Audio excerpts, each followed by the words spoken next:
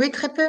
Oui. Donc, il y a toute cette, disons qu'il y a toute cette interrogation sur que faire du tissu en fait. C'est moins que faire du voile, que faire du corps, que faire du tissu. Il y a cette scène à la plage où chacune porte un maillot de bain et on voit qu'il y en a une qui porte un 2 pièces, l'autre a une pièce, l'autre qui se C'est baigne ça, vêtue. Et, vêtue.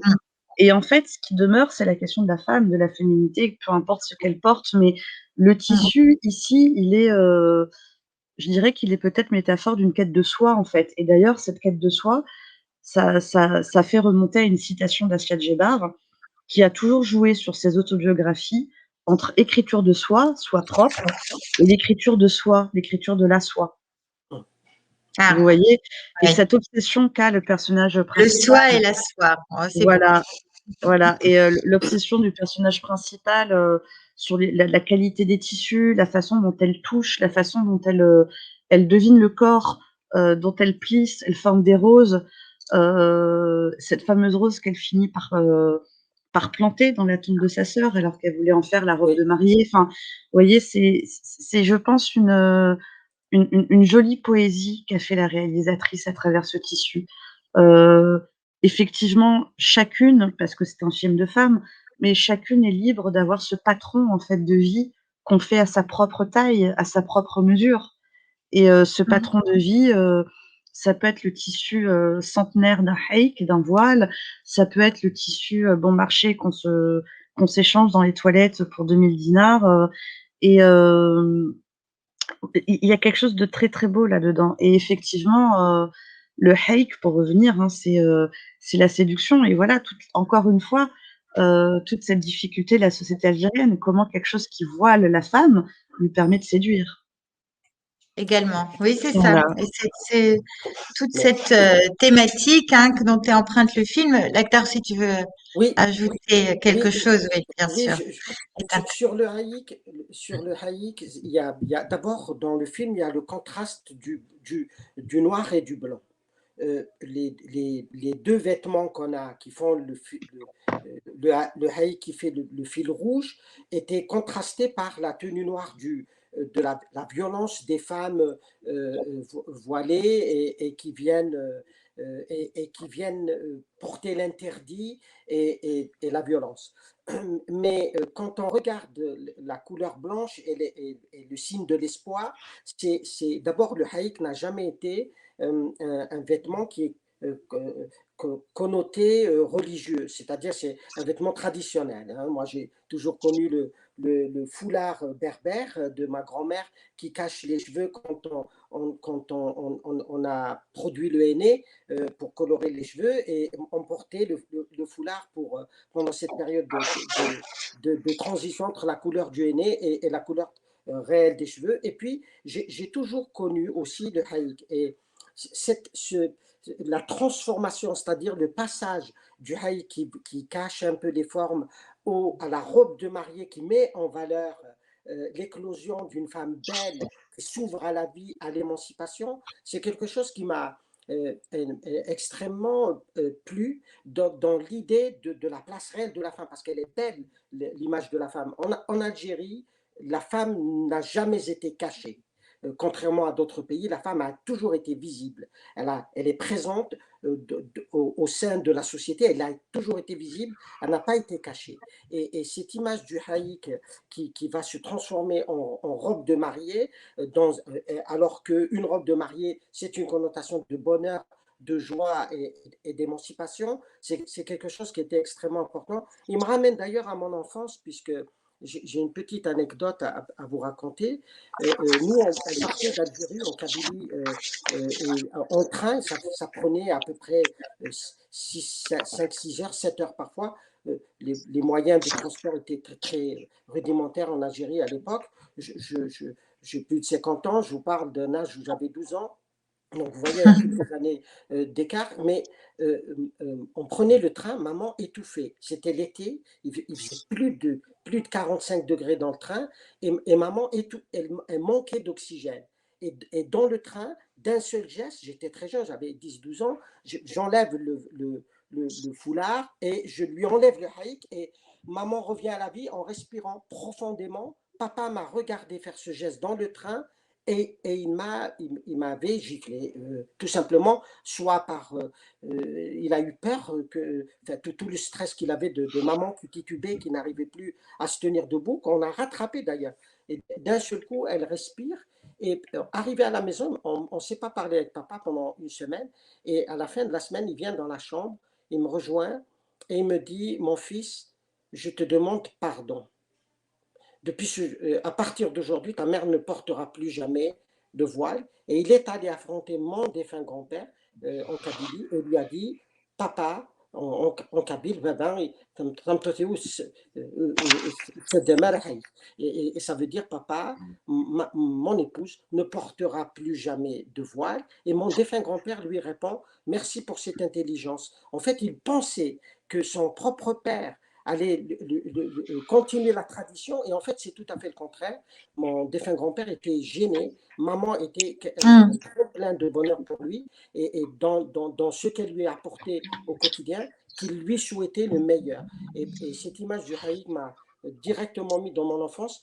L'éclosion de cette jeune femme à travers cette tenue à la femme, c'est quelque chose d'extraordinaire dans ce film.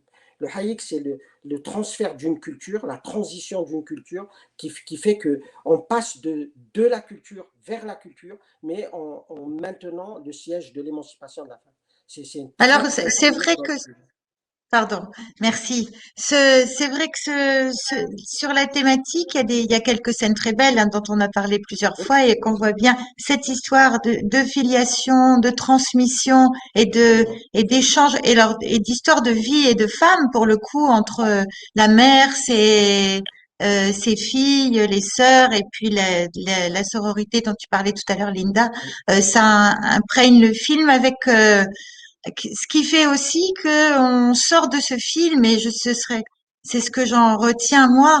On sort de ce film malgré l'émotion, la difficulté l'horreur de la période dans laquelle elles vivent, comme avec en tête cette bouffée de jeunesse, de vie et d'explosion euh, de soi, hein, des corps, de liberté, et on se dit que finalement, rien ne peut complètement entraver ce souffle de vie.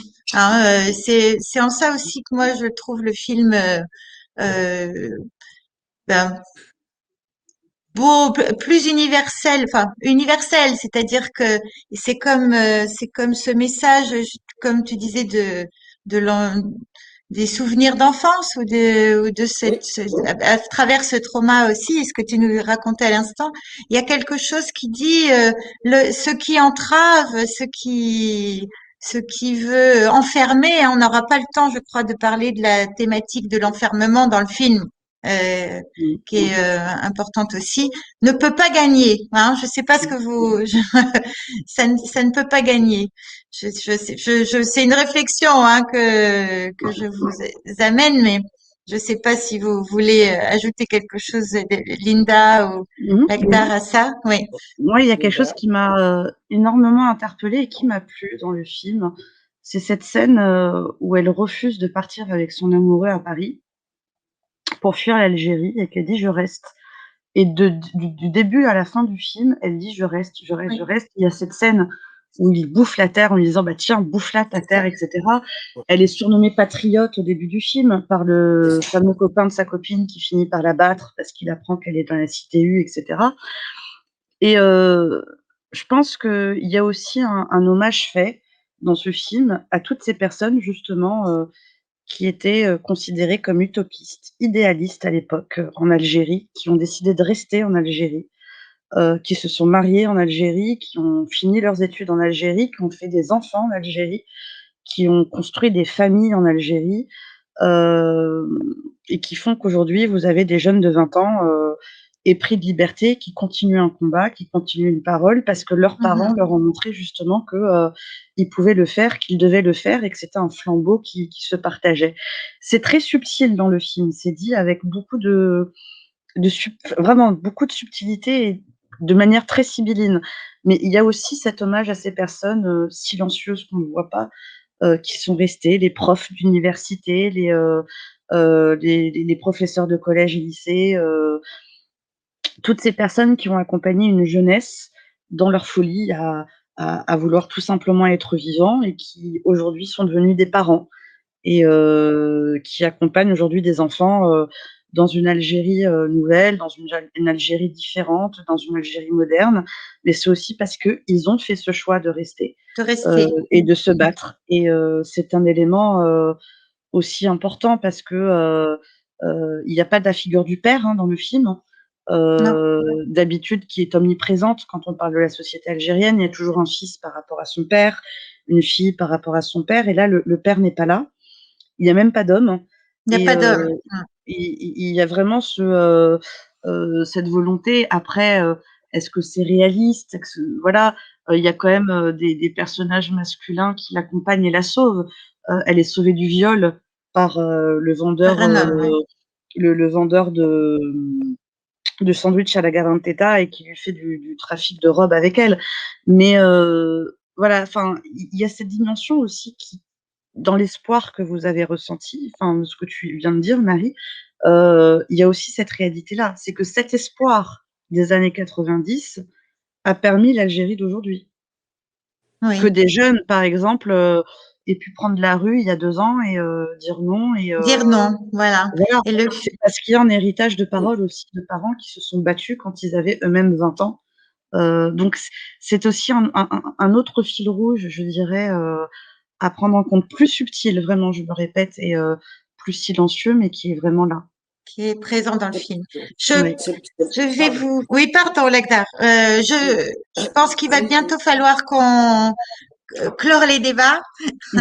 Et non, je voulais juste dire que Linda dit que c'est une histoire de parole. C'est marrant parce que dans tout ce film, trois mots me viennent à l'esprit, le silence, la mémoire et l'histoire. Et ce sont des sièges de réflexion d'ailleurs de tous les travaux que fait Linda dans son parcours. Et en fait, le silence, il faut le rompre. Et c'est un signal dans ce film. C'est un signal qui se poursuit en Algérie, puisque le Hirak aujourd'hui est un mouvement très pacifique qui dit au monde entier on veut une Algérie libre, une Algérie sereine et une Algérie gouvernée par un peuple libre et un gouvernement qui vient du peuple et pas un gouvernement militaire. Et le silence dans ce film, il existe tous ces contextes de violence. On voit par exemple que quand le moment ultime arrive, il monte les escaliers, on voit ces moments de silence qui sont extrêmement intenses et qui sont rompus par des bruits, par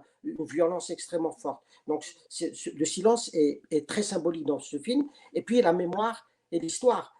La mémoire, c'est toutes ces images des tenues, etc.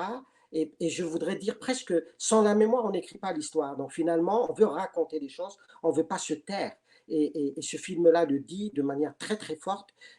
Pour conclure mes propos sur ces sujets-là, des mots qui sont très forts, il y avait une librairie en Kabylie que je fréquentais beaucoup. Et quand la décennie noire est passée, j'ai pu rentrer dans mon pays. La première des choses que j'ai faites, c'est courir en Kabylie et chercher à Béjaïa cette librairie. Elle avait disparu, elle a été transportée ailleurs, mais ce n'était pas la librairie que je voulais voir. Papa, quand je l'ai vue, j'avais pleuré et papa m'a dit pourquoi tu pleures? Je lui ai dit, papa, il y avait une citation au-dessus en français qui m'habitait et elle était cachée par une inscription en arabe. Et l'inscription en français, c'était. Et me dit, mon fils, on va demander à la personne, enfin, à quelqu'un, pourquoi on a mis ça. Et en fait, l'habitant même, c'était l'ancien libraire. Et il m'a dit, il est sorti, il a soulevé le panneau en verre qui indiquait en arabe l'écriture d'un magasin. Il l'a soulevé et j'ai vu l'écriture en français derrière. Et d'ailleurs, j'ai énormément d'émotion de le dire. Il était écrit sur l'entrée de cette librairie. Il pensait que nous étions, il pensait nous enterrer, mais il ne savait pas que nous étions des graines. Mmh. Cet écriteau existe toujours. Je vais retrouver des photos et vous les envoyer, mais c'est quelque chose d'extrêmement fort. Ce film-là fait le lien entre le silence, la mémoire et l'histoire. C'est L'histoire. quelque chose d'extrêmement fort. Et je voudrais rajouter une dernière chose. Oui, Il y a ce aussi, sera le mot de la fin. voilà, je te remercie. Il y a aussi, quelque chose qui apparaît dans ce film, c'est ce qu'on se disait, Marie, c'est que là aussi, il y a, cette génération dont on parle peu, c'est la génération des enfants et adolescents pendant la décennie noire, puisque ce film a été monté par et réalisé par une jeune femme algérienne qui était enfant pendant la décennie noire. Les actrices aussi. Et apparaît aujourd'hui un recul, en fait, sur toutes les créations artistiques, qui rendent compte de la décennie noire. Il ne s'agit plus de témoignages en tant que tels, comme on en a connu dans les années 90-2000 par des personnes qui, ont quitté l'Algérie parce qu'elles, leur vie, en dépendait ou qui, racontaient ce qu'elles vivaient au quotidien. Il s'agit aujourd'hui comme tu le disais, Lardal, d'une mémoire beaucoup plus silencieuse, puisque c'est celle d'anciens enfants et d'anciens adolescents. Donc il y a quelque chose qui est incorporé en soi, dans une incapacité à dire, en fait, et qui n'apparaît que lorsqu'on est adulte. Et donc, vous avez des films, des livres, des créations artistiques aujourd'hui qui apparaissent et qui questionnent ce trauma, en fait, commun, Oui, non plus un trauma quotidien comme c'était dans les années 90, mais le coma d'avoir été enfant pendant les années 90 et qui aujourd'hui, cet enfant est adulte et devient parent. la Et c'est parole est libérée. Ouais. et il Mmh. y a une sorte de parole libérée qui va aussi avec une certaine réalité. L'Algérie des années 90 n'est plus.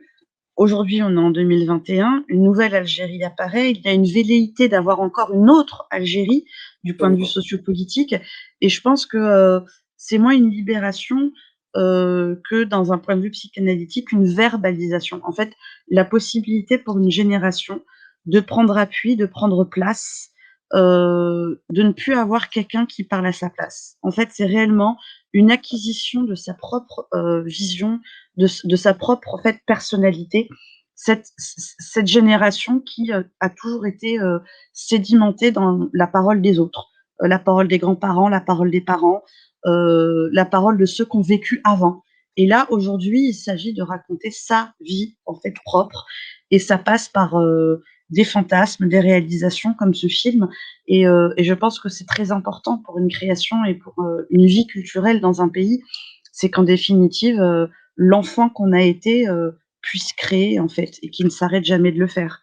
Et je Mmh. souhaite, qu'il y ait, possibilité de voir apparaître, d'autres films, d'autres livres, sur cette même thématique et de découvrir justement autrement l'Algérie, et surtout l'Algérie culturelle. Voilà. Merci beaucoup à tous les deux et que cette réappropriation et cette parole dont tu parles passe par les femmes. C'est aussi ben, en tout cas pour nous aujourd'hui dans le cadre des L à La Rochelle très important. Voilà et un beau message. Merci encore. On se retrouvera j'espère bientôt dans des salles, dans notre salle, et j'espère qu'on aura à nouveau l'occasion d'échanger avec le public et ensemble. Euh, notre journée itinéraire de femmes, itinéraire de vie avec le collectif Action Solidaire, les Escaldocs et La Rochelle Cinéma, c'est terminé. Encore merci à tous et puis à très Bravo. bientôt au nom Bravo Marie, d'Écran Vert. C'est très bien. Bravo à vous. Merci. Bravo. merci. Merci beaucoup.